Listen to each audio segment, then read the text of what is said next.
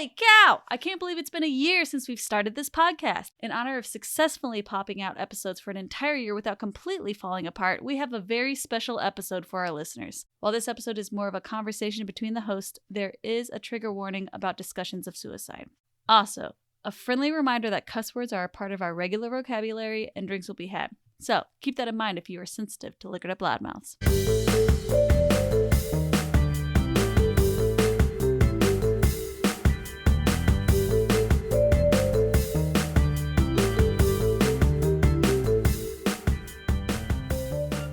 Welcome to Liquor and Literature. We are a podcast, a book club, and a happy hour. My name is Lauren. I'm Amber. I'm Sam. And this is a very special episode of Liquor and Literature. Amber and Sam don't even know what's going on because they showed up today and I was like, by the way, we're going to do a special secret recording after our normal recording. So basically, as some of you know, we record these episodes pretty much in advance so we could stay on top of things and not have to rush. And I was looking at our schedule and I was like, oh shit, we're coming up on our 1-year anniversary of we are actually having this podcast. Well, back it up. It technically 2 years because we worked on this podcast for a year before we released anything. But technically, in the springtime was when we released our first episode, The Bell Jar, and when this would be released would be in the springtime. So I wanted to do an anniversary episode. Yay, that's Woo-hoo. cute. And for the anniversary episode, I wanted to do an Ask Our Hosts questions thing. Oh. So it's going to be an interview with you guys. We're going to learn about each other. Oh, well, we dear. already know everything, but like this way our listeners can learn about us and stuff. Okay. So that's it's going to cute. be an interview situation. You're adorable. I'm terrible at interviews. Hope I don't blow this one. No, you're fine. So I have a list of questions. There's 10 questions. It's just going to be a discussion, but it's kind of podcast related in some parts, you know. So, first question basically is like, hey, why don't we tell our listeners the background on how we got this podcast started? We were drunk. It's Surprise! the New Year's Eve of 2024 or 3? It would be 3. technically 3. Okay, 2020. New Year's Eve 2023. Yeah. Yep. We were at my house where we record these podcasts. Mm-hmm. And Lauren had mentioned something about she was interested in doing a podcast, but she didn't know what she'd do it about. And then I was like, I feel the same way. I'm Yeah. like, I don't know what I would do or what people wouldn't even listen to or what I would even be qualified to talk about. cue Amber. You know what sounds like it'd be good to do? I've always wanted to do a book recording. So Recording? Yeah, I Some always book wanted reports. I always wanted to do book reports on things. So basically, I said that I thought it would be cool to do basically like a drunk literature podcast because I got this idea because I used to sit with my friend Elena and read books. Our friend. Yes, our friend. Yeah. She's everybody's friend. Yeah.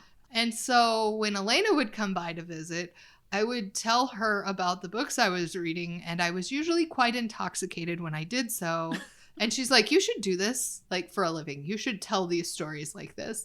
And so that was how we kind of come up with I like pitched it to them. Yeah. And I, my background, I do video stuff and whatnot. I've done it since like professionally since like 2010 or 20 something. But like before that, I've always liked doing that stuff.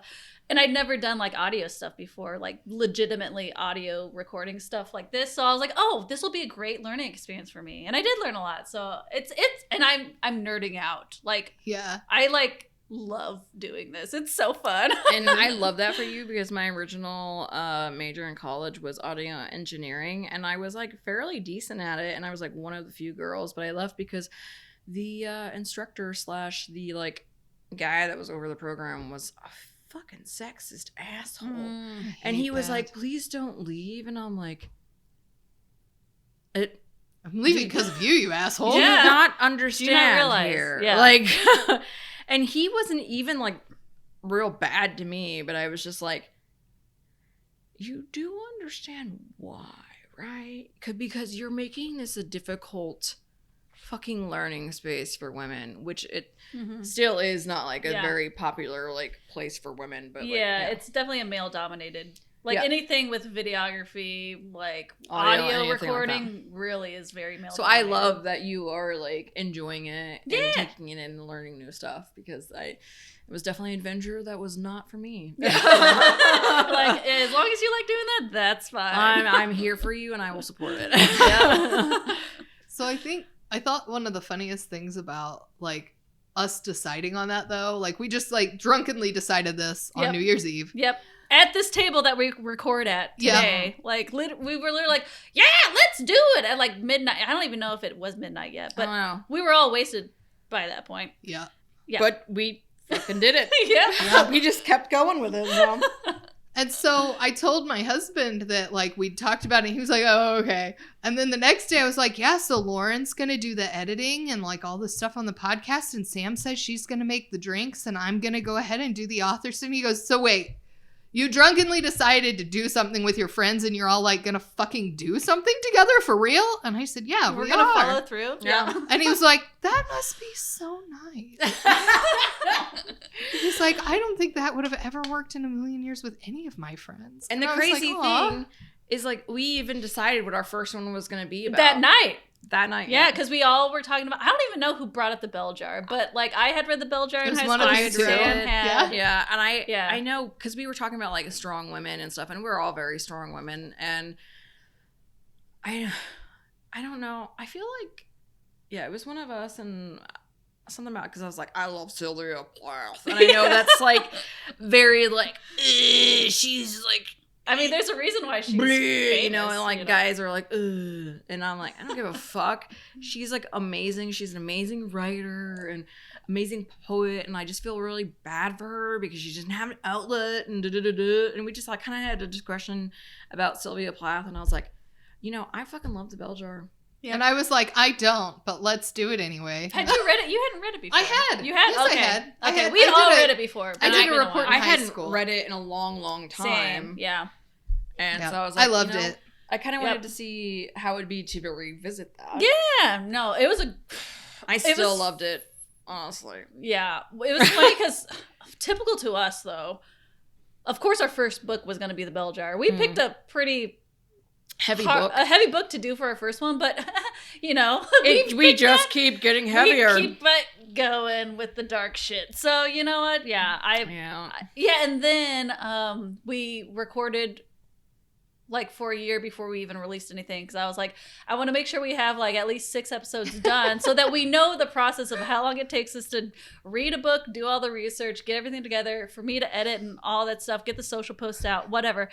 And so then I know we're getting antsy and everything. And Poor Lauren. Specifically Amber was like, when are we going to release shit? I'm like, Yeah. hold your tits. Yeah. Hold on. Hold Like them every titties. other month, I'm like, so we recorded like 2 of them. Are we ready yet? And she's like, fuck no, stop it. Yeah, so that's why we have to record so much in advance, is because if we didn't, we would be fucking crazy because we have full-time jobs on top of doing this. Well, I feel like So- we actually record very consistently. Sometimes we record twice a month, and to me, Yeah. that's a lot, actually. And but we still do it, and we were a little bit more lax on our time frames in the beginning, anyway. Yeah, Yeah. because we Than kind we of are were just now. like, we don't have to do this. Like, we don't have to make it like a rigorous schedule yet. And it's still not that rigorous. But And- it yeah. does get a little crazy depending Sometimes, on the but months. we're also still fairly new to it. new to it, but we also kind of work around each other's schedules because I know that you travel quite a bit. Mm-hmm. For work and leisure, and I'm just tired. I have a lot of I work long hours, and I just was recently diagnosed with anemia, and Oh, that'll do it. Yeah, that would be on top of the ADD and the depression and shit, I'm just a tired bitch. Yeah, So yeah. Mm-hmm. And it's the time of year to be tired yeah, right now. I'm just so. chronic fatigue. So it takes me. They're done reading books before I'm long even done. If I finish a fucking book. Let's be honest, I usually finish it the day off. Yeah. Which is fine. That's fine. That's how you work. Hey, there's only been one book I didn't finish. Which one? Oh, was I it? guess technically 2. I think, wasn't one of them the one? One was Addie Paper Prey. Moon? Yeah. Oh, yeah. And the second one I technically didn't finish, But The you'd read it Sorrows before. of Young Mother, You'd read but it I had before, read yeah. it before, and then I just like did a real like fast skim, Yes. and I was like, oh yeah, it jogged my yeah, memory. you came over, and you were actually earlier than Amber that time, and I gave you a Cliff Notes version of the rest of the book, and then I like so. looked through some, and I was like, oh yeah, I'm gonna open my dogs are the going dogs batshit. being We crazy. try to keep our dogs at bay, but they are getting very, very anxious. Restless.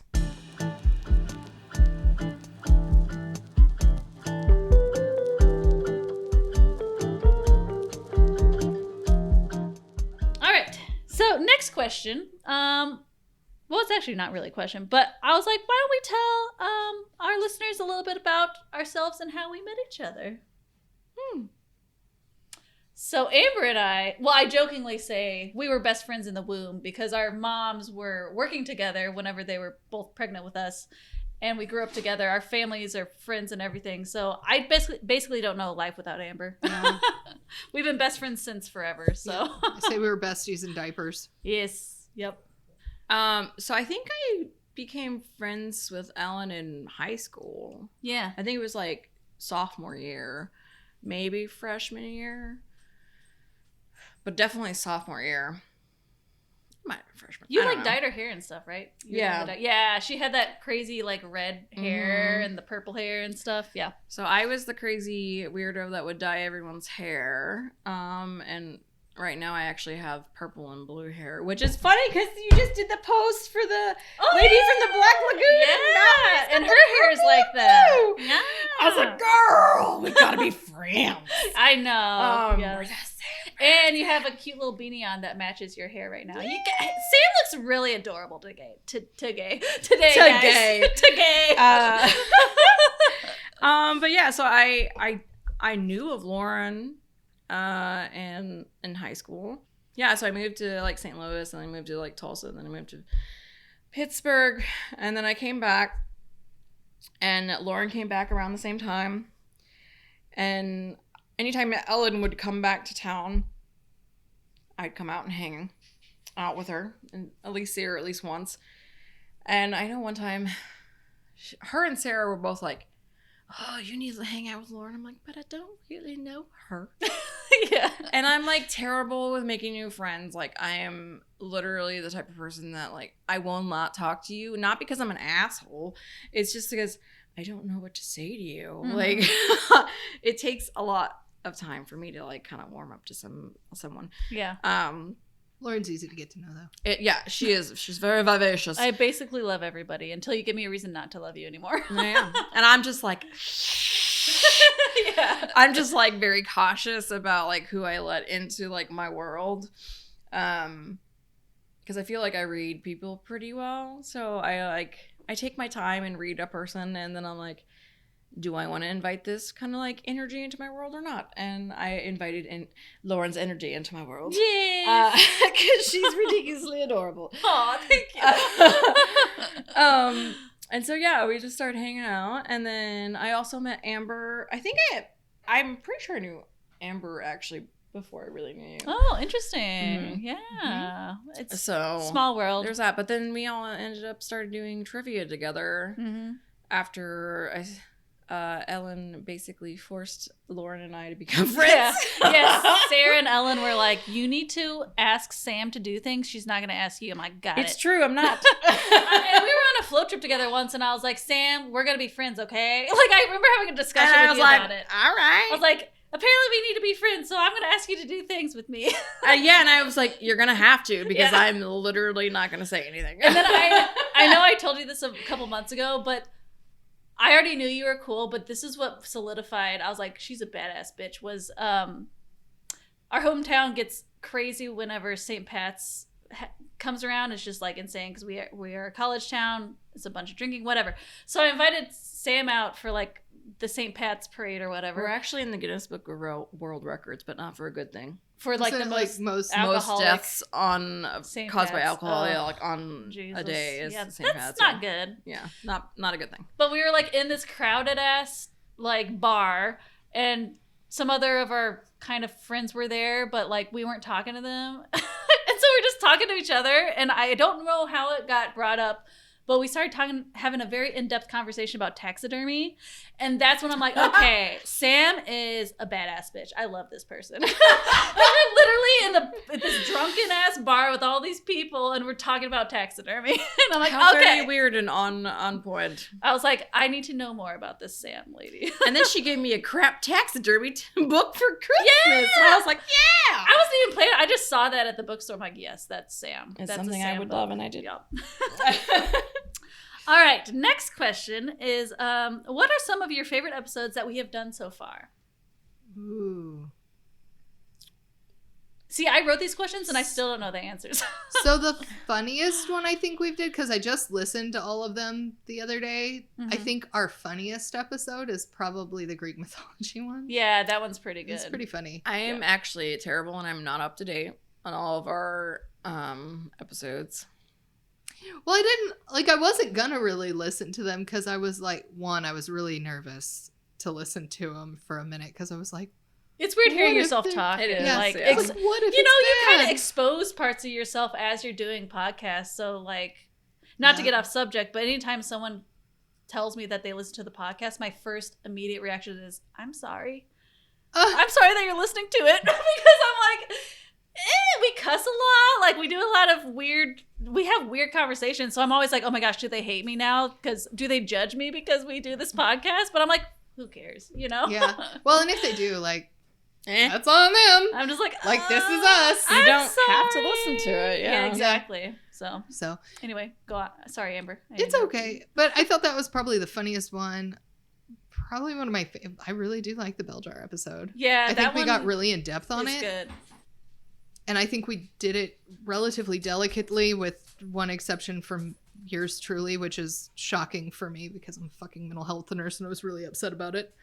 Because I just didn't use proper terms and I was really mad at myself about it. But other than that, I think I said committed suicide or successful in suicide. I can't remember which, instead of died by suicide, which is most appropriate, which if you don't know, that is the way you're supposed to say it. Is died by suicide. That's the most sensitive way of saying that.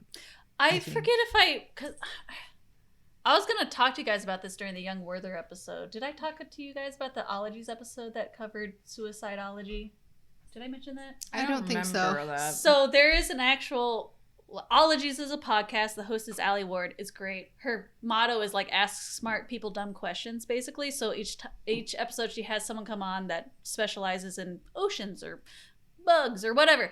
And she had one about suicide and actually was not really dark. It was more like uplifting, just the way that they talked about it. And they did talk about how like what is the proper terminology for things, because you know things could become passe in like a year or whatever. And the guy basically was like, yeah, committing suicide is not a good way to say it because then it's a negative thing. You're committing suicide. So then people started to say, what was the other thing people started to say? Instead of committing, they started to say completing suicide. But that makes it positive because you're completing it.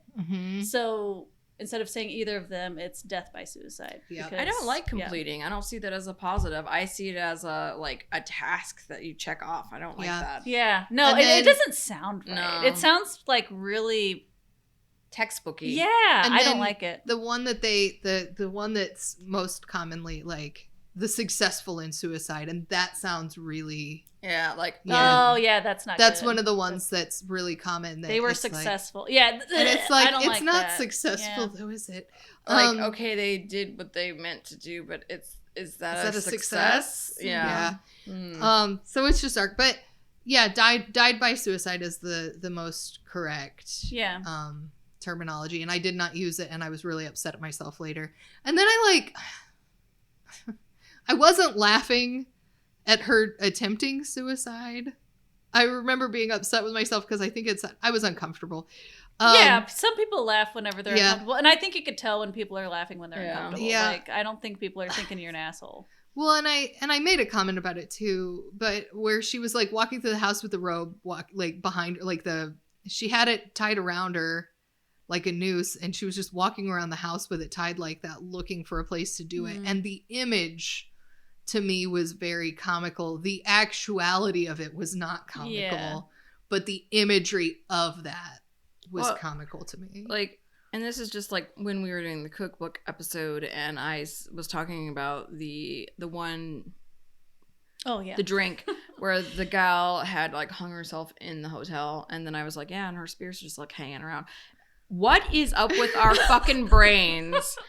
And like I listen to Small Town Murder all the time, and this happens a lot when they like read articles and stuff. People like quotes. People just, it's like a weird Freud thing where they will use terminology that is very similar to how people have died. And like if they died by like a stabbing, it has something to do with like knives or like stabbing, or is it like, it's a weird thing that people just like the words they choose, like pierced. Yeah. And you're like, oh, they're shit. like pierced. It just pierces my heart, and you're like, they got stabbed in the fucking chest. You know? And you're like, it's like oof. Yeah, it's a weird thing that our brain does, and like we don't even think about it when we're speaking, but like after the fact, it's really embarrassing. Yep. Yeah. None of us are insensitive. I don't think that there's any one of us here who is insensitive to what is going on. The subjects that we're talking the subjects about. we're covering. Yeah. Like we're all very empathetic. When I said that, my face was so red, and I was know, like, yeah, "Oh my you god, I turned can't believe I even fucking so did that!" red. Like, but I don't think anyone's gonna be like, "Oh my gosh, Sam's an asshole." Like, you could tell that. Like, and I left it in there because it was kind of funny, honestly. well, because it was humorous. I thank you, I guess. But like, that's one thing I struggle with recording the podcast is I'm such an OCD, neurotic, crazy person that like I listen to other podcasts and I'm like, those hosts got their shit together. They sound so eloquent. They know how to say things. And I always feel like I don't express myself in the ways that I want to sometimes on the podcast, or like I'll think of like, oh, I should have said this instead or whatever. And then I stop and I'm like, you know what? I'm not that podcast. That's not what we are. We are literally, our podcast revolves around us drinking around a table. So you know what? I feel like we cover things in good, healthy ways. And it's so hard to like say something completely quote unquote right, because what is right? And we're babies at this. Yeah, we have just started. Yeah. So, we learn as we go, and if there's any time that we use a terminology that's dated or whatever, let us know, because you know things change so quickly that we might not even know. So, and we want to be right. Yeah. We want to be up to date. We want to be correct. We don't want to be hurting anyone's feelings. We don't want to be offensive. We're not trying to be assholes. Yeah. We want to know whenever something's not right. We want to fix it so that we can, move forward and be positive in whatever ways we need to be. Yep. So I think we went off topic of the question. Favorite episodes? You said I'd say Greek mythology for funny, or Bell Jar for actual content. All right. I think was good. What would you say, Sam? I had to look. Okay, I'm so like. Oh. I'm trying to think because it's so hard. I did enjoy Grimm's Fairy Tales one. Yeah, that one was really good. I think I laughed a lot listening to that one just because it was so silly. Yeah. And some of the stories are just ridiculously outlandish, but I think we got to be really silly with those, and it wasn't such a deep topic. Mm-hmm. Yeah, it's just ridiculous. Yeah, the teeny-sodes and extra-sodes are nice because we could be a little bit more carefree, and we don't have to be okay, we got to cover this entire book and talk about this entire book. That's probably going to be really dark and fucked up because that's how we are. So the teeny-sodes and stuff they give a little bit more levity, and we could joke around a lot more. So I would definitely say those are probably on the top of my list. As for a real book, though, I would probably say Daughter of the White River, just because. Yeah, that was a good one. That one was a good one. It was such a good topic, and she is such an amazingly strong, tough person for how young she was. Helen Spence, fuck the world. Yeah. So I really enjoyed that one, just learning about her in general, and I think we got to do a lot of different deep dives on that one because there wasn't a ton of information in the book. And we're all true crime girlies, so we got to dip our toe into that for a little bit, and I'm sure we will do more. Oh yeah. So that I really like that one too, and it was kind of not close to home, but she was in Arkansas, we're in Missouri. It's very close to. It's only I'd probably say she maybe 6 hours away. Yeah. It's not far. I mean, you guys, I want to pick one that you guys didn't already say, because of course, Bell Jar's, I think, one of our favorites, and it was our first. I love the teeny-sodes. The cookbook episode was really fun just because it was different, and I like it when we could kind of circle around. Yeah, we all got to eat a lot, and it's just fun. So I would say that one. But as far as like regular books too, I really like the Color Purple episode because I think we had good, healthy conversations, and none of us had read that book. We just knew of it, and so we all went into it blind, which I kind of liked. You kind of risk things doing that with the podcast, but also like it was a really good book, and I don't know, our conversations were great, and it made me want to read the rest of the series. It was also it's the first book in a series. Yeah. Great timing, on our part because the movie came out at the same time. Yeah, again, we did not plan that shit. Really excellent timing with that shit because that happened with Young Werther, that happened with this one. Kindred. I don't know if Kindred will have been released by the time this podcast. That's okay. This episode comes out right before that one. Okay. But our listeners get a little sneak peek. Yeah. But. So the Kindred thing is like while we were recording that, all the fires were going on, and so in California. Yep. And so Octavia Butler was very relevant. Yep. All right. Next question: what has been your favorite author that we have covered so far? Ooh. I gotta like remember who we did. We're all reaching for our fucking stuff to see. Like, look up our Spotify, see what we've done.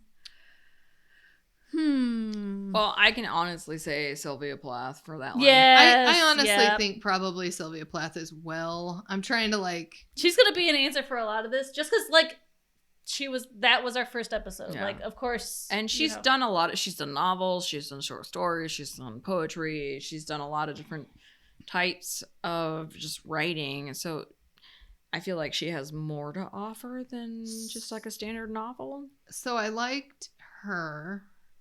She's probably my favorite. Denise White Parkinson. Oh, yeah. She was pretty. Yeah. Yeah. Alvin Schwartz was also a pretty cool, like, read. I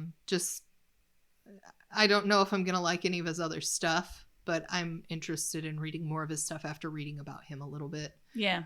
So that's an episode that's going to come out like 2 months after this one, I think. Scariest Stories to Tell in the Dark. Yes. Yeah. Which I'm really excited about. Yep. I also really enjoyed Goethe. Oh, yeah. I like that one more than I thought I would, I think. It's surprising, right? Because you're like, Young, it's a classic. It's like... Amber sighs. What was it? Like 16th century Germany, like, you're like, well. I honestly I fell in love with it when I took that class, and I had to read excerpts from it. Like, so much so that I, like, actively went out and bought the book so I could read the whole thing. So I really liked it. But, like, my favorite all-time book is also Jane Eyre. So I like that, like, kind of classic romanticism, realistic kind of writing. Book. I like Jane Eyre. It's probably the book that I've read the most. I've read it at least 6 times. So, what's his name? Goethe. That's it. You'd think I'd know because I said it about a cajillion fucking times. Yeah, we edited your author biography down a lot for that episode. I can't say I blame you. And Sam the whole time was like, it's still fucking going? What the fuck? I know. Like, it was like 45 minutes of just author background because that guy lived a fucking life. That's the thing. And to be fair, I literally had to think about it before I said it in my brain. So yeah, he lived so long. And I think that's what bothered me most about him. He lived 5 lives in one life. I had to do the research on him, and I don't like him for that reason. Sorry, guy. You lived too long. I can't believe you had the audacity to live so fucking long in the 17th century. But I loved your book. I did not like it while I was reading it, but I did like it after we discussed it, which I think is one of the parts of the podcast that I like the most, is sometimes when we're reading a book, like the other one that you chose. I'm sorry, Sam. I don't like the books you pick usually. It was like, it was unnecessarily sexual. Yes. Like, that's like your go-to thing. Ew. Which is funny because I'm like kind Sam's of body. So, Sam's picks are weird and wonderful. Just like Sam. Thanks. But yes. But hey, we all liked The Daughter of the White River. Yeah, no, that we one did was all great. like that one. Yeah. We did like that. But I think I like the fact that even though I don't necessarily like the books that are being picked always, like when I read them, I'm like, okay, but then we like talk about them and discuss the content, and a lot of times after we've discussed it, You like it I more. end up liking the content a Yeah. lot more. Yeah. Mm. Mhm. I felt the same way about Added Prey because I was like, Yeah, same. But I was Yeah, like, I after felt we like talked it- about it, I was like, eh. it's actually a little bit more interesting now. Yeah. It's like more enjoyable. Yeah. I did not. I liked Addie Prey, but I was like, it's okay. It's an interesting book, all right. But then when we talked about it, I was like, oh, yeah, no, I this kinda- has a lot going for it. I kind of like these characters more. And it was Yeah. like one of our ones that wasn't super fucked up. So Yeah, it was slightly nice and more wholesome. lighthearted. Well, and I tend to like simple country folk characters, which you guys will probably end up getting to see a lot of. I like either really fucked up books or like simple country folk characters that are like very like relatable or whatever. I like that kind of thing. I apparently like fucked up books. That's okay. Going back to Young Werther, I think what I appreciated the most about that book was it made me have to think a lot and work my brain in a different way when I was reading it, because it was written and also translated from German to English, and then it was Old English, so I would have to reread things. But then, and also like you picked it for numerous reasons, but one reason was because it was a short book. But then we ended up that recording session was like 5.5 hours, and I'm like, Jesus Christ, there was a lot to discuss with that book. Like 45 minutes. Of even that though was the it's author, a though. yeah, exactly. That's true. Yeah, but not Sorry. in the actual episode. I had to cut down some shit, but like, there's a lot of emotion in like 130 pages. yeah, you know? And no, you're like, it was wow. great. Like it was, and again, I know I said it in the actual episode, but I never would have read that book on my own, I don't think. So that's why I like this too, is because like we're exposing each other to like different things that we never would have even heard of or talked about. Yeah, exactly. And some of the books, like that one in particular, I had read before and I enjoyed, but I was like, well, will I like it as much as I did then? Yeah. So like getting to revisit it and see it in a different set of eyes from like my 20s, I was like, oh yeah, it's kind of Different interesting. perspective. Yeah, Kind of like the Bell Jar Kind of episode. like the Bell Jar with Yeah. me, because I read it in high school and I was Yep. like, she's nuts. And then as an adult person, I was like, oh, she's not nuts at all. She's a normal fucking human being with like a functioning heart and soul. Like, Yeah. no. yeah. Yeah. Like I read the Bell Jar on my own in my early 20s because I was in college still, but I read it because I was like, everyone talks about this book, I'm gonna read it. And then I read it and I was like, my God, I feel so like empathetic with her. Yep. Like I get what she's fucking going through. And I was like, how is that gonna like jive with my brain now? And I was like, oh, still the same. Yeah. My thing with the Bell Jar was when I read it, it was high school, and I did really appreciate it. I did really empathize with her, and I think I did understand a lot of it. But then life jades you, and you experience a lot of trauma and weird things. So then after all that, reading it now, I'm like, it was like therapeutic kind of to read it, because it's like, it was validating because it was like, you know, Yeah. as you age, you experience more things and more fucked up shit. So then it's like, okay, I understand more than what my, 19-year-old brain could have comprehended at that time. Well, and who we are at, 16, 17, 18 is so different than what we end up as. Because I was a little fucking dipshit at 16 and 7. Like, I was an asshat. I think we grow as people, and I think also sometimes the things that sometimes we'll read something that we read back in high school that we loved, and we're like, what the fuck did I see in this? And then sometimes you read something that you read back in high school that I was like, that you're like, and you read it and you're like, this was profound and I did not get the depth. Yeah. 100%. Yeah. Mm-hmm. Well, I think it's interesting too, because this has come up a couple times now, where you guys have read something in high school that I did not read in high school, but I ended up reading it on my own, like later on. And so it's like kind of interesting to see the viewpoints from the different like ages that we were when we actually first experienced. Well, and also when you're forced to read it as opposed to reading it willingly too, Yeah. too. I didn't mind that usually I didn't mind it, with one exception. Yeah. Because I really did like books even. Me too. Oh, at a me young too. age. I will Yeah. read Reading, anything. I definitely So. did not like my British literature class that much. We had to read like Canterbury Tales and like that one was okay, but then we had to read the fuck was it called? The thing with the dragon thing. Beowulf? Oh, Beowulf. Beowulf. Yeah. Good Yeah. God, Beowulf. that shit was boring as shit. Oh, it's terrible. I had that class with Elena, and I fell asleep every single time because it was right after lunch. I had the post-lunch snoozies, and I just was like, and I'd do that thing where I jerk, and I'd Okay. like wake up, and then Elena would like yell, So- laugh at me. Let me tell you about that. Yeah. I signed up for that class too. And I was just like, I don't want to fucking read this shit. Like, it was not the stuff that I thought we were going to be reading as Yeah, Brit lit. yeah, same. I was like, this is not what I signed up So for. I ended that's up getting out of that. Lit. That's old English literature. Brit lit. Yes! Yep. So I ended up getting out of that fucking class. I was like, bah!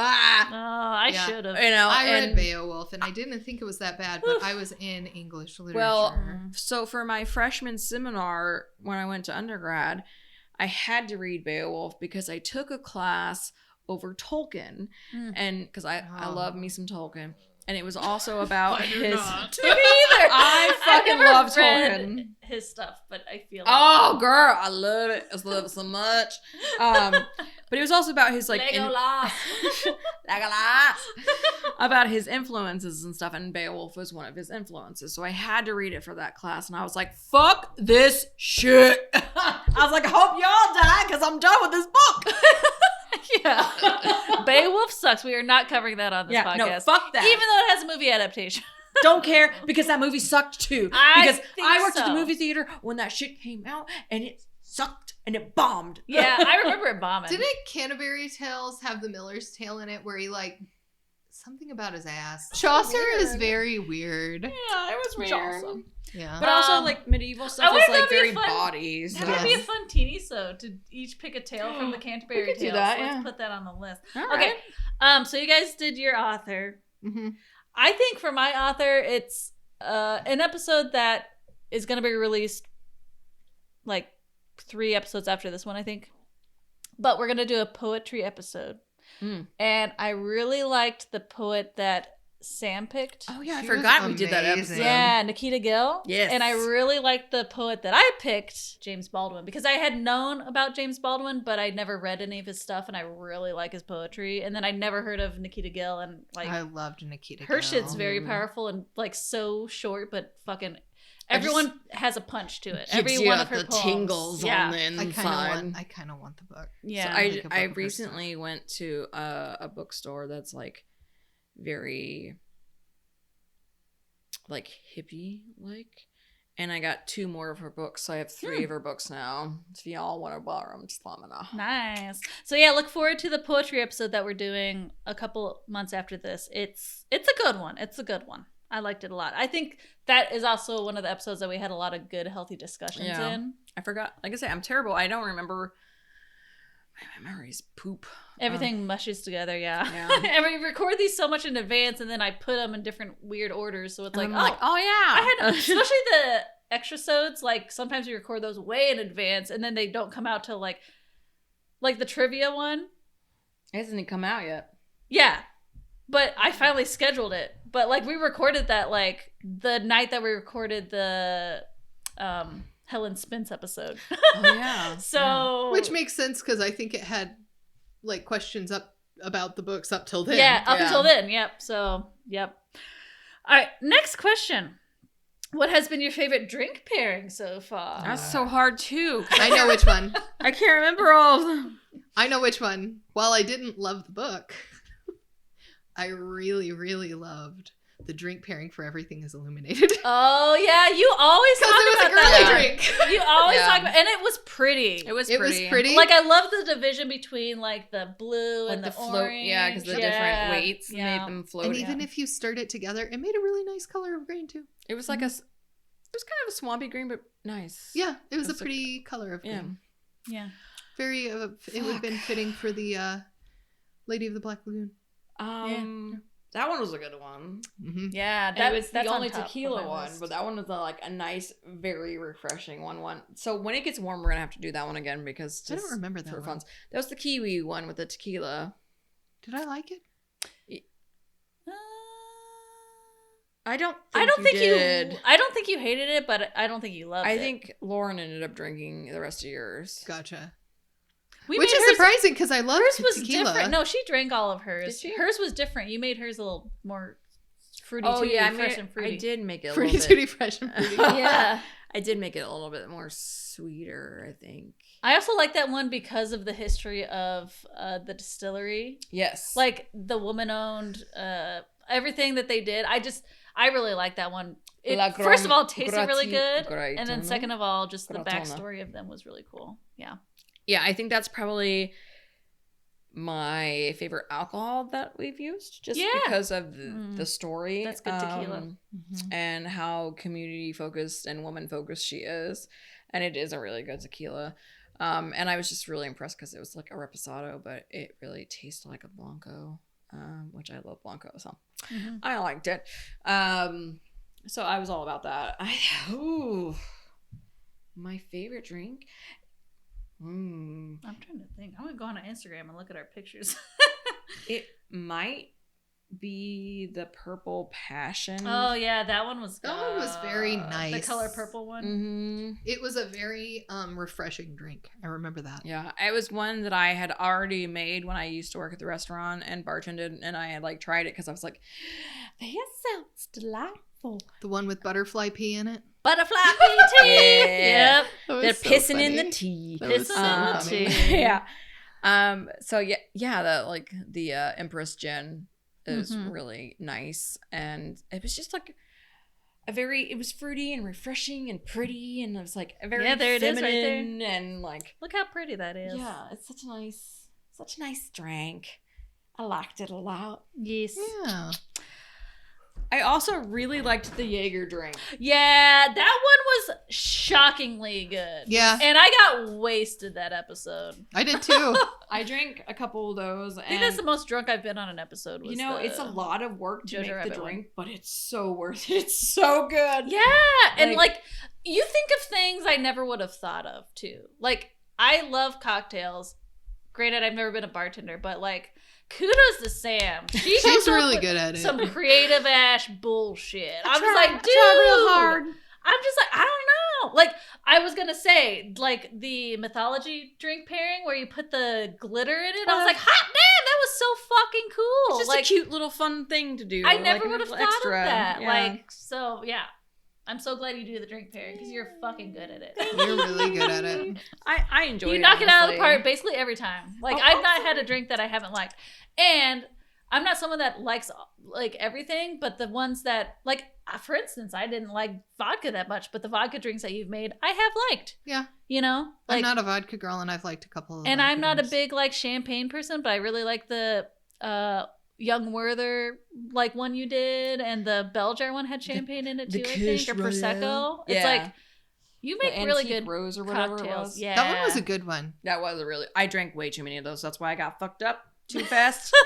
They are so Well, good. I love The meal good pairing didn't help. Yeah. For the Belgian. Yeah. It was just like appetizer, aperitifs. Yeah, it's like it's our first episode, and I'm gonna do it exactly like the book. And Sam Sam's went like, out with I'm a making bang on our fucking first drink. episode. Right into the floor Yeah. for a little nappy poo. You went to the bathroom and then you didn't get up off that floor. No, I was like, good night, good night. Yep. We didn't learn to pace ourselves yet. Like, Yeah, now we all No, know I everything. still we have made it. mistakes in the That's middle of one thing that I'm telling you.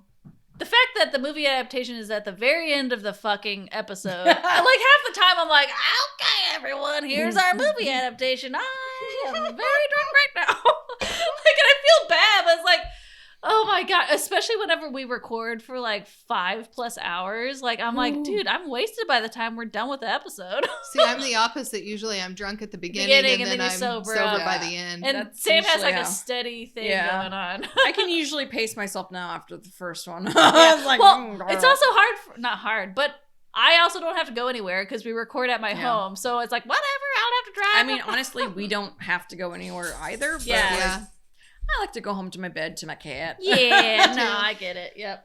I remember really, really liking the Curse Lifter one that you did for the Grimm's Fairy Tales one because I think it was like when we recorded it, it was like fall. So it was like very autumnal and like had like a spice to it.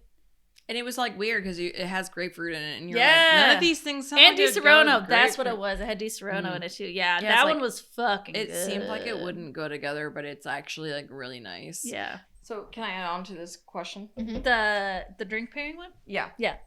What alcohol or cocktail pairing did you think you were gonna hate the most, but you ended up liking? One I really thought I was not going to be able to get behind was a peanut butter one.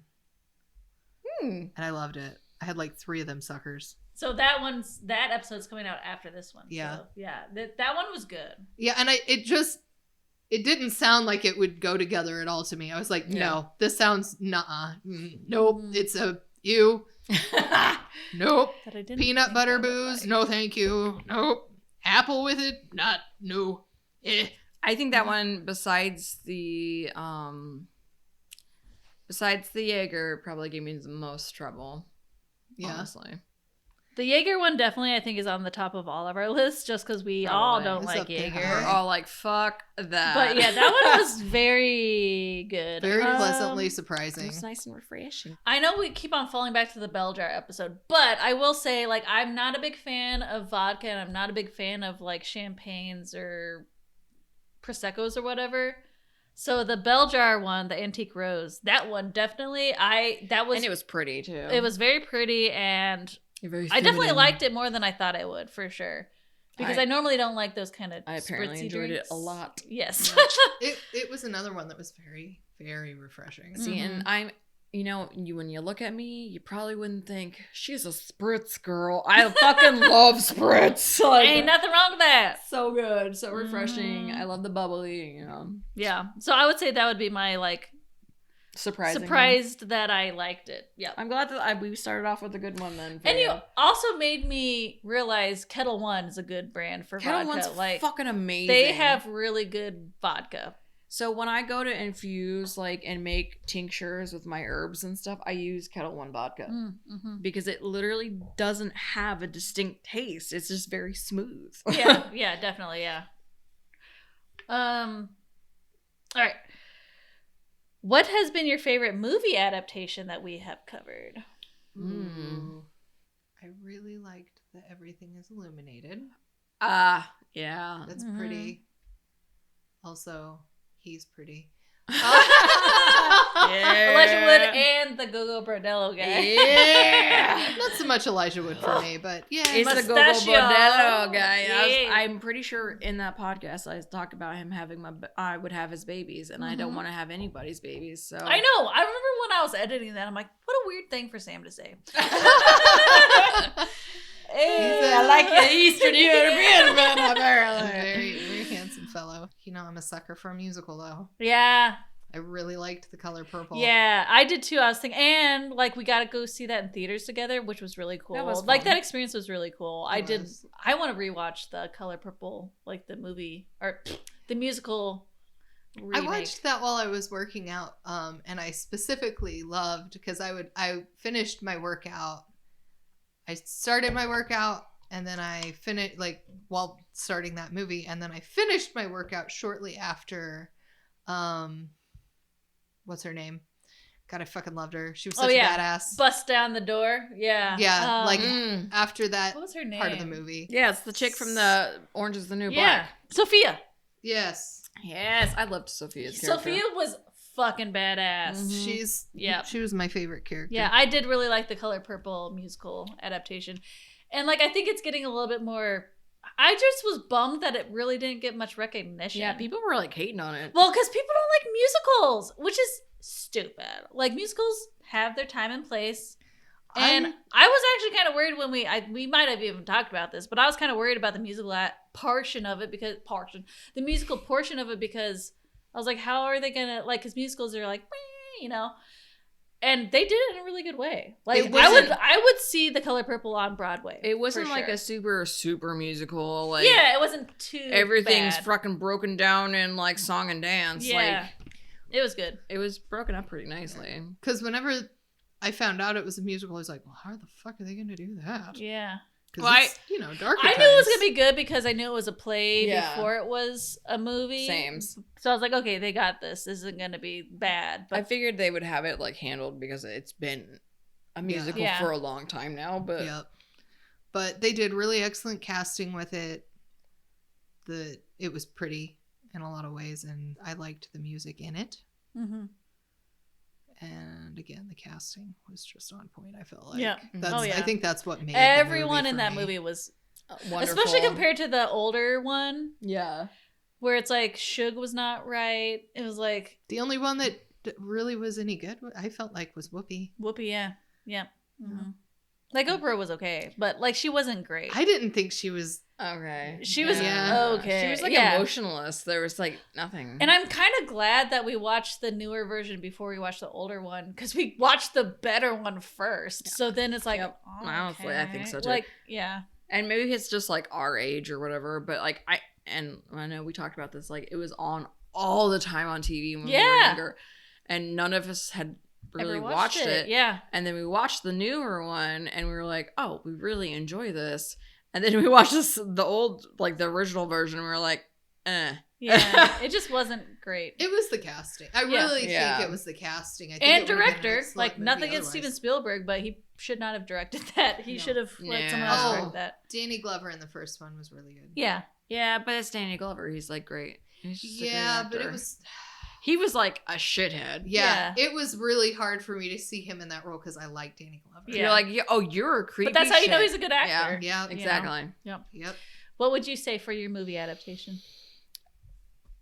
I have to say everything's eliminated because Yeah. that's the whole entire reason that we even read the fucking book. Yeah. Because I love that Oh. movie so damn much. I'd watched it multiple times. It was like, it probably is still one of my favorite movies. And I just absolutely loved it because it was like weird and dry. And I thought it was funny and like the weird spots, but it was also like heart wrenching in others. And I was like, I love it. And plus, like, Gogo Bordello guy is fucking Yeah. hot. And I was like, let's read this book. It's And fucked up. That book was way more fucked up than I anticipated. My I was like- gosh. The amount of times that Grandpa Arm Dildo gets brought up in our episodes that the listeners do not know about because I cut it out. Like, he haunts us. Like, literally every episode, we bring up Grandpa Arm He came Dildo. up tonight. Yeah, he did. And it's probably going to cut out because it's not relevant. But, like, literally every episode, I got, hey, there's a Grandpa Arm You Dildo should have part. kept that in. I'm so sad to find out. Make that you an didn't episode of all the Grandpa Dildo Arm dildo references. stuff. Yeah. Oh my god. Like a compilation of all the Yes, Grandpa it'd be Arm so Dildo. funny. Oh my god. I should. That's a lot of backtracking for me, but it would be worth A it. lot of Grandpa Arm There, like dildos. literally every episode. I swear. It's so fucking weird. How can you not talk Every about now and then it? I'll keep it in, but I'm like, okay, we've talked about this way too much. I'm so sad that you didn't keep that in the episode. I guess I didn't realize that when I was listening. What do you mean? No. No, it that- was in in the the episode. actual episode. Oh, okay. I'm talking about like Other ones. every episode after that, we've mentioned Grandpa Arm Dildo. Because it's so You need to keep ridiculous. it in. Even though you Stop cutting it out. Even though you were the one that was the most traumatized by Yeah. that. I was the most traumatized, but you have to stop cutting that out. I just also I- love that you were like reading this and you're like, Sam picked this book, and then you're like, Sam didn't read this book. So are you guys Graham Arm Dildo truthers or something? Like so you're like, sorry. keep it in there. We need to talk more about It's Grandpa weird Arm and Dildo." funny, and it's like a niche thing. If Yeah. you listen to our episodes, you're gonna know what it's talking about. Mhm. Yep.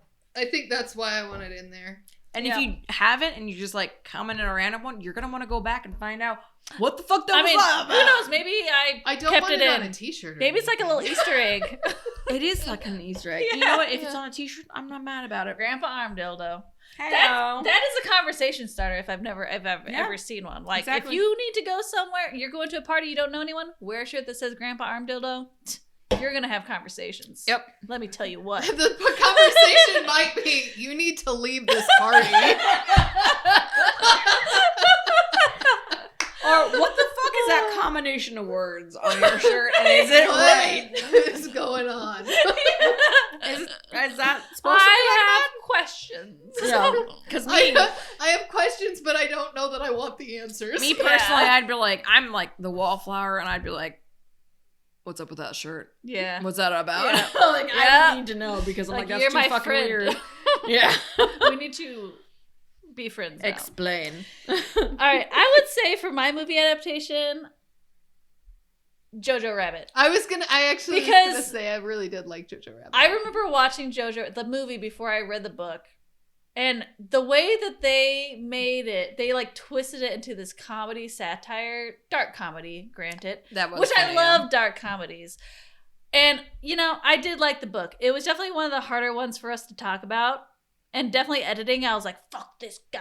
I hate JoJo. I still hate JoJo. I fucking hate JoJo. But like... Yeah, he still comes up and haunts us a little bit. Yeah. But not movie JoJo. But movie JoJo was great.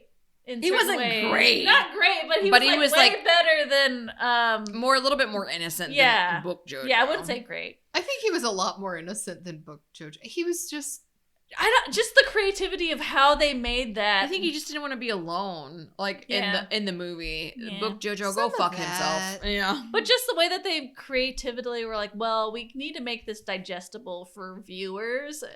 I don't know. It was very good. Like the way that they did that. Well, I really appreciated it. I really like the director of Yeah. that. Yes. I can't think of his name now. I don't know. I can't say his name properly, and I feel so bad because it's like... T.T. I'm like, what the fuck is it? Taika Waititi? Yeah, Taika Waititi. Because remember, I couldn't say it. Him as Taika Waititi. Taika Waititi. Yeah. Yes. Him as, I really like him. The little Hitler dream spoofs or whatever was so fucking funny, and I was like, I don't remember if I brought this up in the episode, but I remember reading about how they were like, we're only going to fund this movie and do this if you play Hitler. And then but then I don't think if I said like when he dressed up the first time and saw himself as Hitler, it was like really unsettling and weird. And then he got on set and people were like, whoa, that's fucking weird. But then he started like portraying him in being like a silly. dumbass way. And it's like, okay. But like just imagine that. Like yeah. That would be very unsettling. Yeah. For sure. So I would definitely say Jojo Rabbit. I also want to say, even though it's not technically a movie adaptation, Creature from the Black Lagoon. Because I'm a fucking nerd. And I love that shit. And that was just fun. Like, and just what they did at that time, that was breakthrough. Yeah, for sure. They did amazing things, like videoing that. They did amazing things with the costume. Yeah. Like, it's still one of my favorite horror, and I say that in quotations because it's like not really scary. Yeah, but it was really scary and groundbreaking for the time. Yeah. It's still one of like my favorite like creature feature movies. All right. This is not podcast related. Is there a specific book that really hit hard for you during a certain time in your life that you would like to share about? I mean, Of Mice and Men is always the one that comes to my mind. And it hits me every time I read it.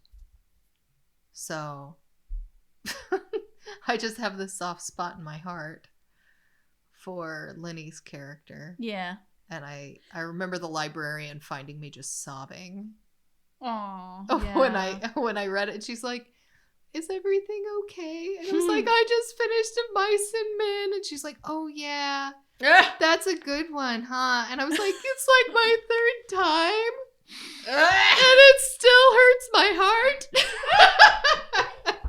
And I know you put that on the list. That would be a good one to cover. I think I've never read it. Will. I still have never read it to this day. So. It's one of my very favorite, but I really like Steinbeck's style. I really like his writing. So we'll probably talk about. We'll probably read that one or one of the others. Probably that one. Would you like to share like a book that hit you hard at a certain point in your life? I don't know if there's anything specific. Yeah, I know. I was like, that's a very vague question. I know, but it's hard because it's like I know I've read so many things, and like I went through a period of where I didn't read anything.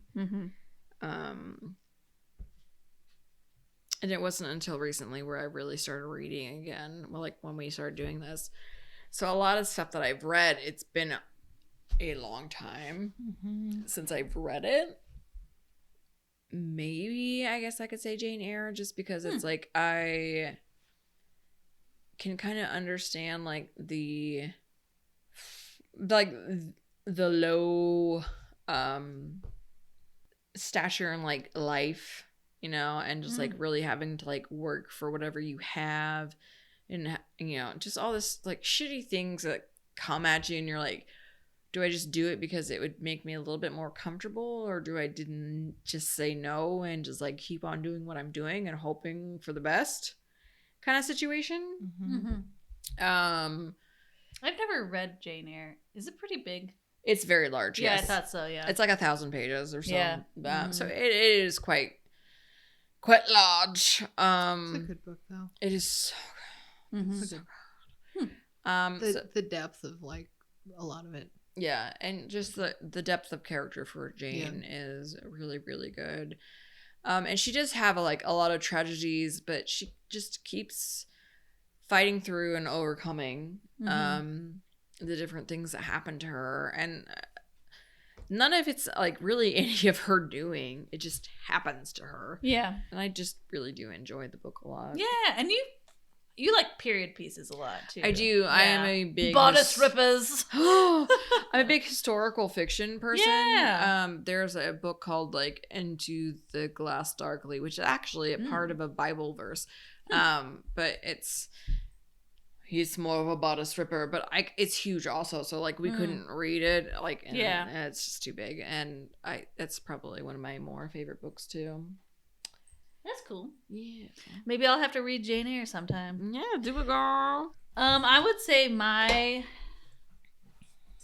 book that hit me hard at a specific, I mean, like you said, there's so many, but within the past 10 years would be A Prayer for Owen Meany, which is a John Irving book, which I don't know if you guys are familiar with John Irving. I got familiar with him because my mom really liked him. He did Cider House Rules, which the movie for that is stupid. It's dumb. Okay. But, and a lot of his books are they're usually like a main male boy character, kind of like a coming of age thing. I like coming of age things. I love coming of age things. But this one specifically deals with him losing his mom around Christmas time. And I read this book, not to get too personal, but I had a tragedy that happened in my life where I lost several family members at once. And I was reading this book when that happened. And I was like, dude, like it was comforting though to read it because like this little boy was basically going through, not the same thing, but like very similar things as me. And John Irving is very good about, like anytime I read one of his books, I'm like, why do I like this so much? I don't know. Because the stories are not anything like super dramatic. Like dramatic things happen, but I think it's the way that he writes that I really like. And there were like specific paragraphs where he's describing like grief that I was like, holy shit, like this is real, It's like super relatable. Yeah, so I've been wanting, and then like, so I was reading my mom's book, a copy that I had, and then my uncle gifted me that book for Christmas the next year. And I was like, you don't realize, I told him, I'm like, you don't realize like what this means. Like it's crazy. So I would say that's probably like the main thing, because I have quotes just in my phone that I could read sometimes. Okay, I got two more questions. Well, yeah, technically two more questions. What is the most rewarding thing you have gotten out of being a part of this podcast? I think I already kind of said it is, I think that the conversations that we have are really enlightening in a lot of ways. Like you guys make points and considerations that I would never have, even thought about. And I think it really makes me enjoy the books more. It kind of makes me want to read a little bit more and enjoy, like, it makes me like the books that I'm reading more too. Like, because I'm like, well, now I'm going to think about how, what points Sam and Lauren would want to talk about in this or whatever. And that way I can make sure that we have these really interesting, like, in-depth conversations about different odd duck things that we do, because we have very similar, like, thoughts about the way the world should be, but we also have very different, like, life experiences and different takes on life. And I think that brings a lot of depth to our conversations. So I really like that. Yeah.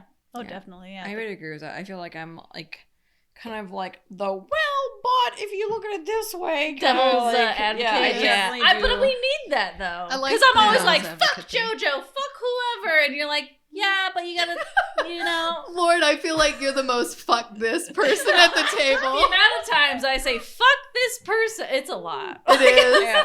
Especially always the drunker cracks I me get. up. The drunker I get, the more fucks come out of my mouth. And I'm always like, well, but I feel like which is great because like that's a nice like even way to think about it. Yeah. Like we all have our opinions, but like someone's always going to give us like a counterpoint for the most part Mm-hmm. to where we can like think about it differently. And it does like help like increase the satisfaction of reading a book. It's nice to like break up your own like personal thoughts about something and be like, okay, well, I'm being forced to like look at this a different. Yeah, the different perspectives. I like, Yes. yeah, because and there's times where you'll bring up something, someone will bring up something that I didn't even think about, Yeah, same. And it kind of has the same thing of like when you're watching a TV show and you're like, I need to talk to someone about this, but I have no one to talk to about it. It's the same thing with a book. It's like, we have people to talk to about it. Mhm. Yes. And we could talk to our listeners about it. You And I know, really like hope- it's really cool. It opens a lot of discussions and stuff. I really hope our listeners get the same kind of thing out of it that Yeah. we get out of it. It was really enjoyable for us to get to talk about the books and to just kind of hang. It's kind of therapeutic too. Yeah. Yeah. Oh, definitely. Yeah, definitely. Like Yeah. I like that I'm getting out and doing something social without actually leaving like a comfort zone. Like Yeah. I get to be in a house. Yeah. And on a like we're still drinking and quietly, but there's not like a loud bar behind us or anything crazy Yeah. going on. We're still stimulating our brains and having like educational discussions and Yes. stuff like that. Even if we are drunkish. Yes. Oh, definitely. Mhm. Yeah, I think I already said like why I like the highlights of this podcast was, learning as like a producer and like editor and all this stuff. I learned a lot about audio recording and just how to distribute a podcast. That was really cool. Just to learn all the intricacies, like the back end stuff basically was really Mhm. fun, which I know probably most people are like, Jan, go away. Stop talking about that. But it was really fun for me to do that. And then just doing the social media and just, I love being creative. And this is one of the projects where it's like full creativity, unhinged. We could all just be as creative as we want. And I love that. Like, Well, and we all kind of bring our own creative thing to it. Like Yeah. Sam does it through her drinks. I do it through my food, which, helps my happy little stomach. yep. Yeah, like for me, I put everything off to the last second, so it probably seems like I'm like whatever. Nah. But like, I actually do like even if I don't like start to actually create something until like the last minute, like I will have like ideas going around in my head about like what I want to do and like the flavors I want to portray or what will like mix well together, and it's very much like cooking or baking. Mhm. That's what people are always like, how do you think of these things? I'm like, well, if you cook or bake, it's just like flavor melding with those. It's the same thing with alcohol. Like, if you know what something tastes like, you can take your main spirit and go from there and like kind of figure out what goes with it. And like, to me, that's really fun. Like, Yeah. I spend a lot of money on doing this, and like thankfully I'm in kind of a spot where I can kind of do that. Shout out to Sarah, because like, I live with her, but also I've increased her liquor cabinet, so Yeah. She benefits from that. yeah, she does. Like, because I'm like, try this, try that, I kind of test my drinks out on her, and I don't know, it's just fun. It's another way for me to be creative without being like putting out a lot of like physical like energy. Yeah. And it's And fun. So it's like, fun, yeah, like I enjoy it. I enjoy a good drink, I'm not gonna lie. yeah, you you get know. to taste test them too, which is nice. Yeah, and like I don't drink necessarily a lot throughout like a normal week, so for me to like sit down and actually like make something, it's like chemistry, and I'm like, ooh, Yeah. it's exciting and it's fun, and then I get to have her taste test things, and she gives me her opinion and stuff, and like, and it does help a lot. And I don't know, It's like a science experiment Oh, with yeah. booze. A chemistry. Yes. Yeah, I know I told you this, but Sarah sent me a Snapchat the day before we recorded our last episode, and she was like, the amount of booze that Sam buys for you guys. And I was like, yeah, I know, we are spoiled. Well, like, some of it doesn't ever even come here. Like, Yeah, like yeah. the drinks, like, Because you're like getting your my little ideas together and, like, you know, making your a couple holster of different drinks. things, Yeah. concoctions and tinctures and things. Yeah. So it's fun. And yeah, it does cost a lot of money, but, like, it's fun. I enjoy it. Yeah. I think doing the meal is a lot of fun too. Like, Yeah. sometimes it's not. Sometimes I'm like, oh fuck, I gotta cook. But that wasn't even part of it originally. Yeah. But then, like, you were like, I'm gonna bring over food. Like, you just had this idea, and then I was like, why don't we take pictures of the food for the Bell Jar episode? And then I'm like, why don't we just make this a regular thing? Yeah. Like, so kudos well, and to I had Amber planned for, on like, doing that anyway. Well, yeah, but kudos to you for thinking of that, because I Yeah. didn't even think about Well, that. I think it also kind of, like, rounds out what we do, because Amber makes the food, so she feeds us. Yep. I make the cocktail, so we, you know, I at least Get have drunk. something to, like, get drunk if we don't, like, you know, bring our own. And you do all, like, the really hard work, like the editing and like recording. You do all the shit that, like, I don't want to do. I don't know how to do, nor Yeah, do I want that to as do. well. I'm like, I'm not good at So that. thank you, Lauren. Yeah. Well, I mean, I think it's fun. So Yeah, so we all have our own little part, and it works out well. yeah. What was you guys' favorite meal pairing? Ooh. Oh man. Shit, I can't even remember half the drinks that I fucking made, so I'm like... I liked the Jojo Rabbit one. I was gonna say the Jojo Rabbit one was really good. That one was really good, because That I one liked was that good. weird, like, bread The nugget dumpling? thing. Yeah. Yeah, the bread dumpling. There's was been so many, I delightful. can't even think. I can't Let's even see. think. What did you do for the Daughter of the White River one? Oh, that was Catfish. catfish. You didn't like you that don't one? like fish. No, I didn't do that Yeah. one then. I was thinking that one, but also that was Price Chopper catfish. Yeah, that was Price Chopper. I wanted to make my grandpa's recipe of catfish, but I couldn't. Of course, the cookbook one was really good. Yeah, that one because that was fun. like a whole That was like collaboration. everybody did that. Yeah. Did you do something for the Greek mythology? Yeah. Yes, It was like it was. this stuff. It was like a Euro Yeah. chicken. Oh yeah. So that was That one's probably good. honestly my favorite. That one. Yeah, I love Greek food though. I do too. I honestly did really like the bell jar one though, but like It was just so. It wasn't a light. meal. there's Yeah. nothing to sop up the amount of alcohol that Yeah. I had. Yeah. Yeah. Yep. So I would say one of my favorite food pairings, which actually Sam did not get to be a part of because you canceled last minute, but the Grimm's Fairy Tales food pairing. Mm. Because I am a soup person. And Amber made this pumpkin soup, which I know she was like, I don't really like it, but It wasn't bad. I like soup, and also the presentation was really cool because you made the soup and then you put it back into the fucking pumpkin. So the photo was really cool. But what was funny was Amber was like making all the stuff, and then Sam had to cancel last minute because you had a chicken emergency, I think. Yeah. So I was like, Mm. Amber, still come over and like hang out. We'll do the food photo, and then I think the next week we actually recorded it. So Sam didn't get to like eat that one. But I remember that one being really good. And you gave me all the soup because you're like, I don't want this soup. So I just ate pumpkin soup for like a week, and it was great. I loved it. Lauren is a big soup person. Yes. It wasn't a bad soup. It just wasn't. Something you loved. It wasn't quite what I wanted it to be. Yeah. Oh, I would also say I really like the color purple food pairing that you did, Amber, because it was like a hearty Southern breakfast, and I was like ham, and that was good. That was a good one. Yeah. That one was good. I just got shout him a out to pasta Ben. maker. He's actually made some of the food pairings for us. Yeah. Amber's like, I didn't make this. Ben made this. Yeah.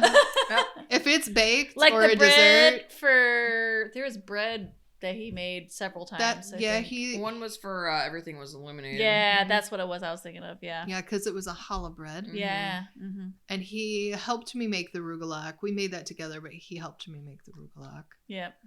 Anyway, All right, so I asked you what the most rewarding thing about the podcast is. This question is, what are the hardest things about being a part of this podcast? finishing the book on time. Finishing the Yep. book on time, yeah. Yeah. When I would Amber goes definitely- on too long.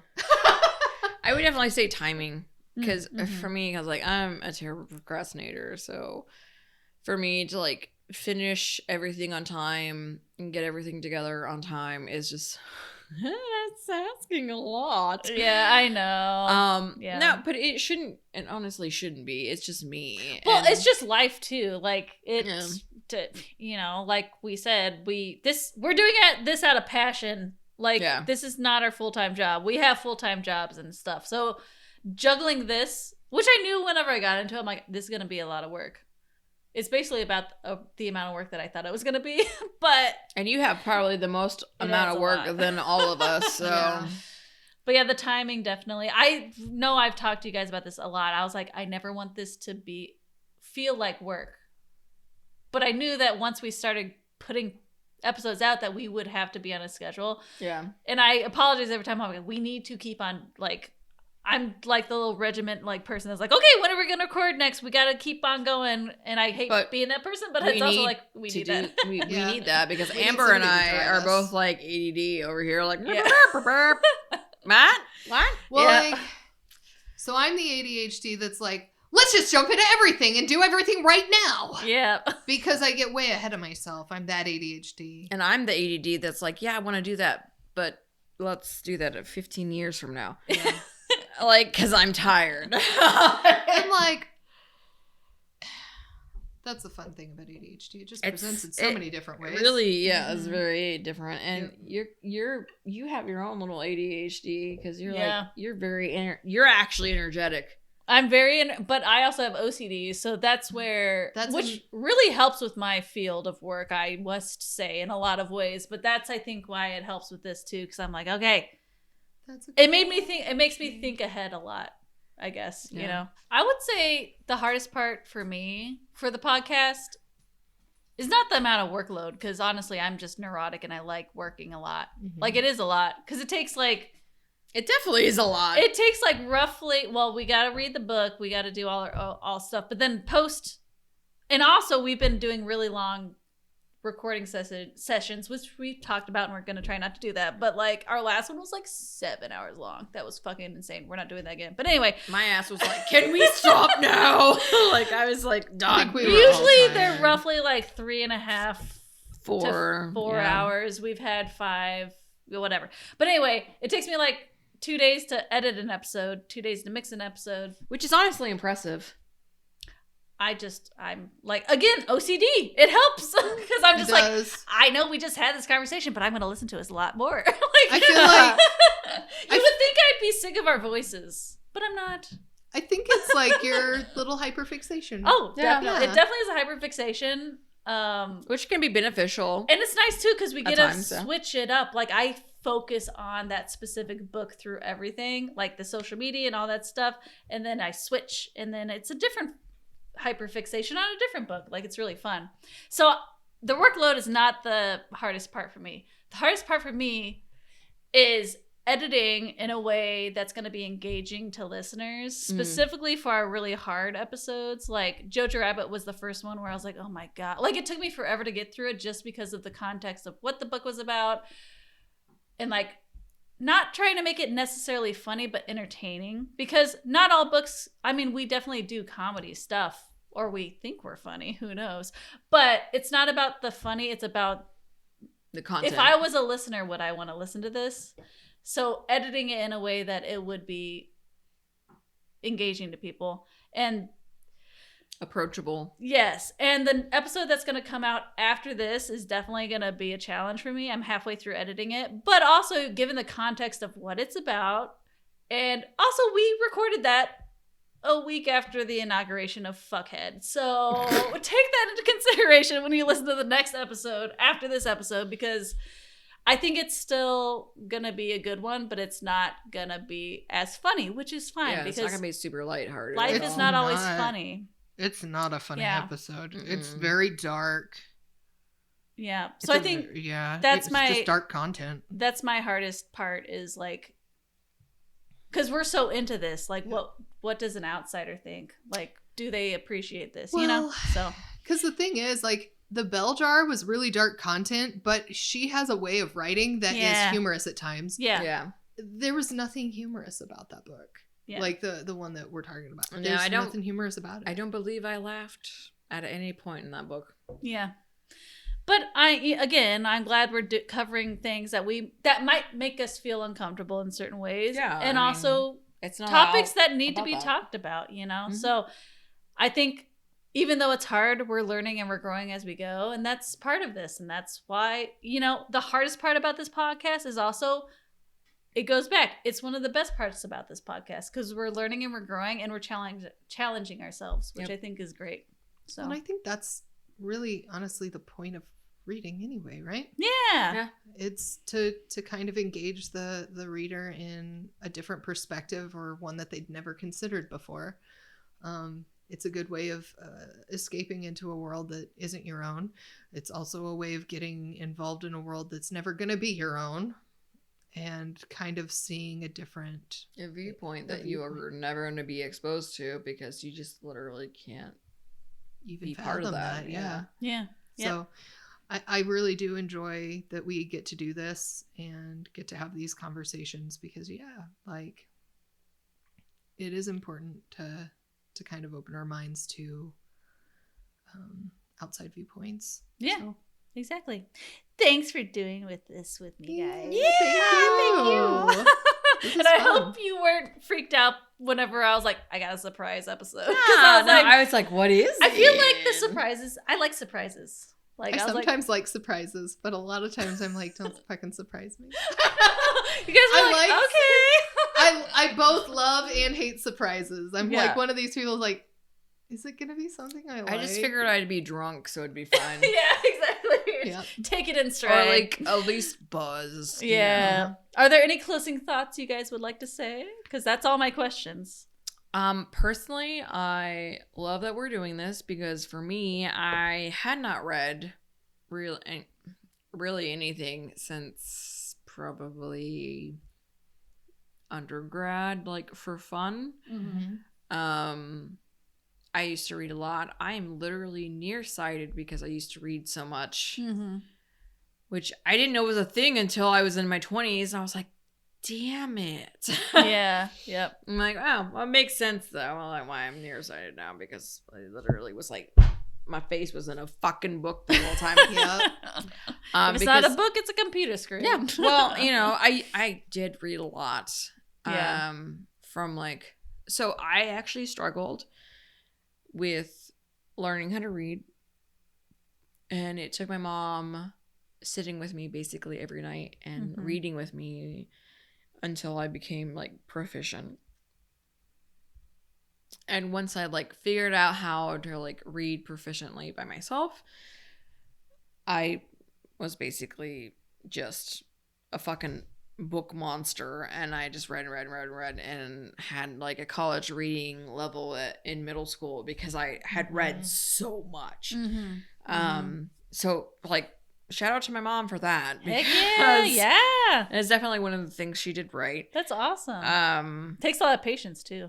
It does. And like I'm glad she did it because honestly I do really enjoy reading, and it was one of the few ways that I could escape because like I lived outside of town and my parents were like all about like, oh, you're a girl, that's the way the world works, and you can't go and do these things because you're a girl kind of thing. So like I didn't have friends that were like nearby, so books were my friends growing up. Like I didn't really get to go out and do anything with my friends because they all lived in a completely different part of town from me. My parents were like, I'm not driving you there. I was like, okay. What the fuck am I gonna do? Right? Yeah, right. So I read a lot of books, and then I ruined my eyesight because I read a lot of books. And then I just didn't read because like I had to read whatever my classes were doing for a long time, and I kind of got burnt out and forgot about that like love of reading and being transported to a different world through books. And as much as I enjoy reading, I still struggle with like making the time to read now. Yeah, because that's a self-care activity. Oh, me too. Yeah. Yeah, and I don't do well with the self-care activities as an adult. One because I'm fucking tired all the time. Sam's always tired. Maybe that iron will help. Dude, maybe. I finally got it prescribed some iron, so maybe that'll help. I don't know. And I got prescribed vitamin D because it also is super fucking low. Oh, You so need maybe some that'll help D. too. That'll help too. I need that D. Yeah. Hey, what kind? Wink, We wink. don't know. Yeah. You need all both. of it. Yeah. All of the D. The vitamin and the other one. But yeah, like Need my besides injection those of vitamin D. those things being low in my body. No, I do enjoy reading. Yeah. So like I'm glad that we're doing this because it is forcing me to Yeah. read. And Yep. like while sometimes I'm like, fuck, I haven't finished this. I'm like, I still enjoy it. Like, Mhm. you know, even if I'm like a dumb fuck and like waits You're till not the last You're minute. not a dumb fuck at all. So Sam talked about kind of how she started reading and who got her started reading. What about you, Lauren? Who got me started reading? Yeah. Well, both of my parents were they read all the time. So me and my sisters always grew up in a reading family. We always read everything. Like I remember always reading a lot, but then, you know, when college, life, whatever, I definitely got onto the point where I was like, oh, well, I would still have a book that I was reading, but I would go through like 2 books a year or whatever. Mm-hmm. You know, it wasn't like that much. So that's why I appreciate this is because, like you said, like it keeps us going and we read a lot more books than I would read in a year just because Definitely. we're on this regiment. And also growing up in a family that read a lot, like you do appreciate, like movies are great. I love movies, but like books have so much context in them that movies can't even touch half the Books time. are always better than the movies. And that's coming from a video person that fucking loves movies. Like books are so much more, even whenever it's a movie adaptation that does it great, bangs it out of the park, the book's usually still better because that's just how books are.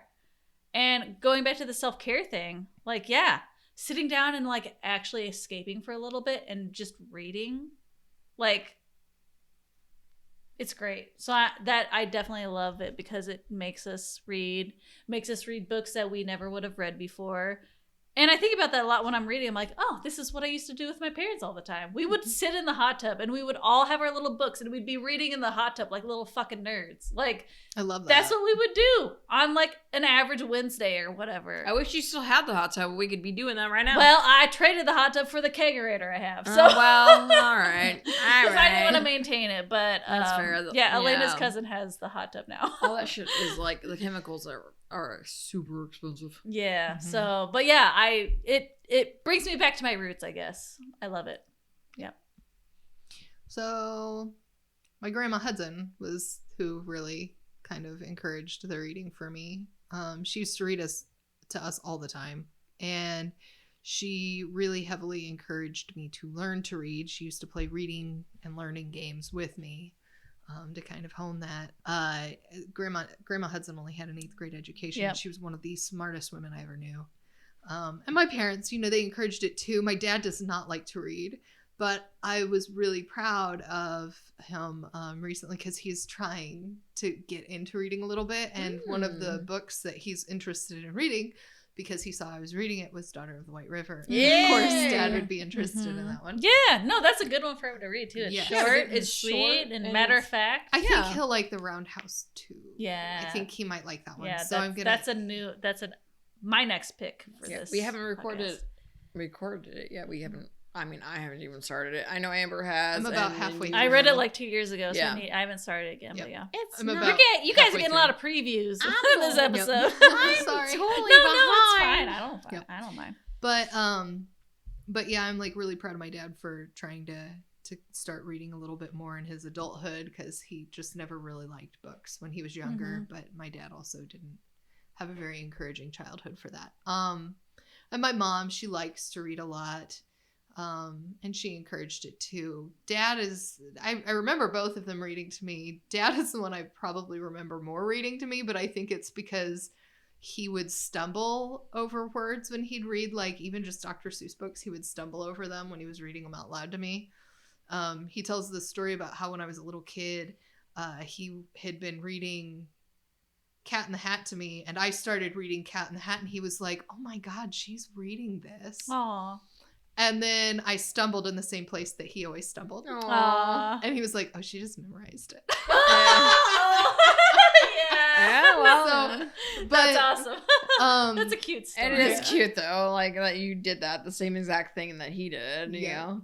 But anyway, I think it's cool, like that I had that kind of relationship with my grandma and then with my parents as well. But really, my grandma is probably the biggest reason that I read as much as I do, because she just really encouraged it when I was a kid.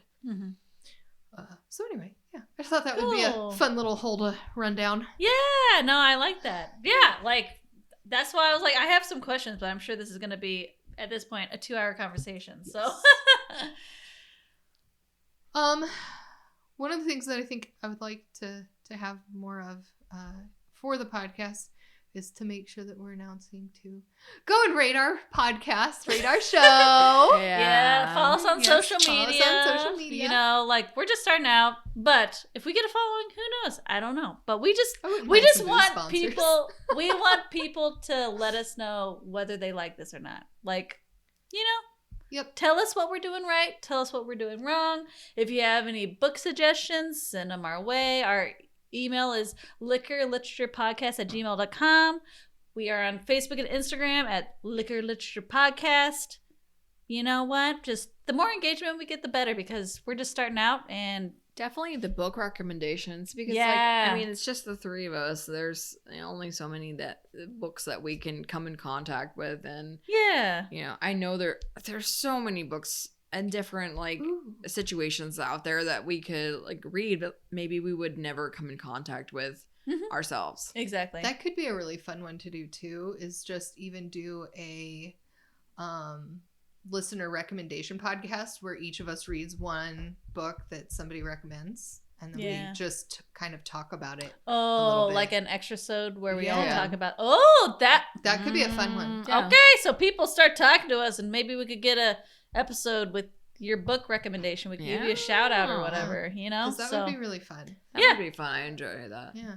That's a good idea, Amber. Thank you.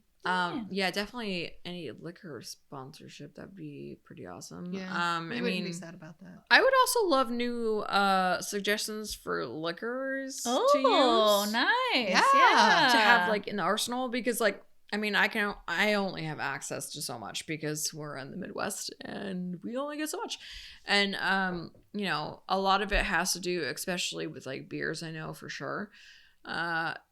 It has to do with their distribution zones. So, you know, some things I just won't be able to get. And Missouri is one of those states where it's like, you're not really allowed to ship alcohol to. It's like a weird gray area. But I've had it done. I get it done through Cocktail Courier. I think it depends on the Bismos. I mean, because I've had the Fascist Tears Yeah. vodka and the Descent Gin. I sent you that, didn't I? Yes.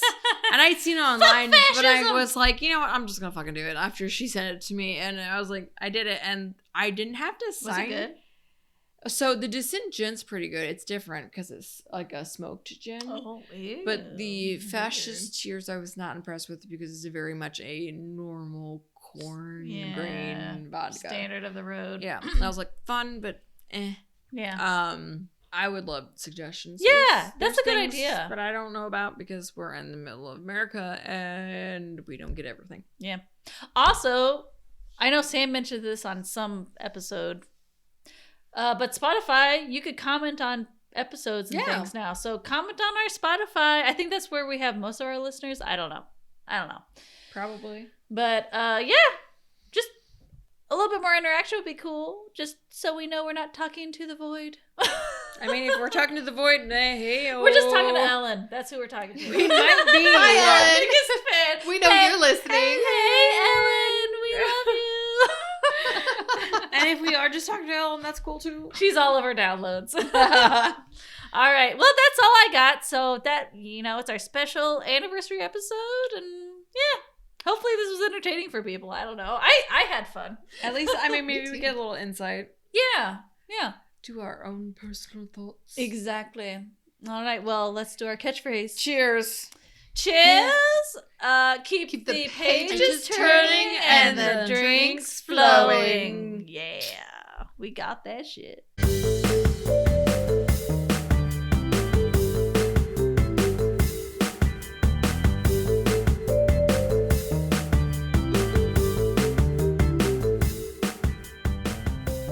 Audio engineering, logo creation, and social media content was produced by Lauren Rainey with Rainey Film and Video. Stock music tracks have been provided by Motion Array and Adobe Stock. Find us on Facebook and Instagram at Liquor&Literature Podcast, where you can dive into more details about the books, authors, and movies we cover. You can find all of our episodes at liquorliteraturepodcast.podbean.com. Until next time, keep the pages turning and the drinks flowing.